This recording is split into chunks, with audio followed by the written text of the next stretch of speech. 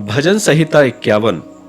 दाऊद का वह भजन जिसमें दाऊद ने अपने गुनाहों को स्मरण करते हुए प्रभु के सम्मुख जाकर अपने सच्चे पश्चातापी मन को प्रकट किया और उसने प्रभु के सम्मुख अपनी प्रार्थना को किया और अपने गुनाहों को प्रभु के सम्मुख स्वीकार कर लिया।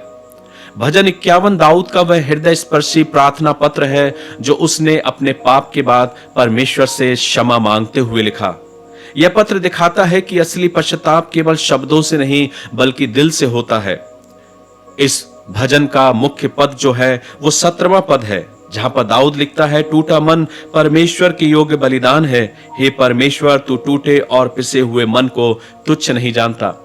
मेरे प्रियो, आज के समय में हम अपनी गलतियों को छिपाने में काफी माहिर हो चुके हैं, लेकिन परमेश्वर के सामने कोई गलती या कोई झूठ काम नहीं आता। कई बार हम सोचते हैं कि हम अपनी गलतियों को हम छुपाकर झूठ बोल देंगे तो परमेश्वर को कुछ पता नहीं चलेगा, लेकिन ऐसा नहीं है मेरे प्रियो। हम परमेश्वर के सामने किसी भी प्रकार का मुखौटा लगाकर जाएं, परमेश्वर हमारी हकीकत को जानता है, वह हमारे भीतर की सच्चाई को देखता है। दाऊद ने इसी बात को समझ लिया था कि बलिदान या धार्मिक रीति रिवाज से बढ़कर परमेश्वर चाहता है कि हम उसके सम्मुख सच्चा और नम्र हृदय लेकर जाएं, और इसलिए वो अपने इस प्रार्थना पत्र को लिखता है। भजन 51 में दाऊद कुछ यूं कहता है, चंद आयतें मैं आपके बीच में पढ़ूंगा। हे परमेश्वर, अपनी करुणा के अनुसार मुझ पर अनुग्रह कर, अपनी बड़ी दया के अनुसार मेरे अपराधों को मिटा दे। मुझे भली भांति धोकर मेरा अधर्म दूर कर और मेरा पाप छुड़ाकर मुझे शुद्ध कर।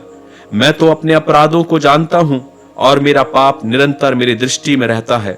मैंने केवल तेरे ही विरुद्ध पाप किया और जो तेरी दृष्टि में बुरा है वही किया है, ताकि तू बोलने में धर्मी और न्याय करने में निष्कलंक ठहरे।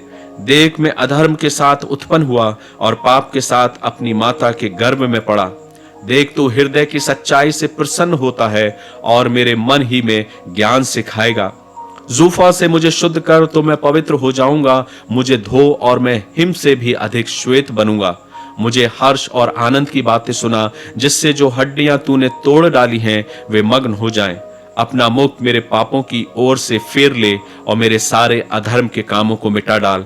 हे परमेश्वर, मेरे अंदर शुद्ध मन उत्पन्न कर और मेरे भीतर स्थिर आत्मा नए सिरे से उत्पन्न कर। प्रभु अपने वचन के पढ़े और सुने जाने पर आशीष दे। मेरे प्रियो, जब दाऊद को यह एहसास हुआ कि उसने जो कुछ भी किया है वो परमेश्वर की दृष्टि में उचित नहीं, उसने उसी वक्त परमेश्वर के सम्मुख अपने गुनाहों को स्वीकार किया। आज मुझे भी अपने जीवन को इस बात को स्वीकार करना है कि अगर मेरे और आपके जिंदगी में ऐसा कोई गुनाह या अपराध है, या कई बार हम ये सोचते हैं कि परमेश्वर को क्या पता चलेगा, लेकिन स्मरण रखें मेरे प्रियो, परमेश्वर सब कुछ जानता है। वो मेरे अंतर विचारों से लेके मेरे अंतःकरण मन को भी जानता है।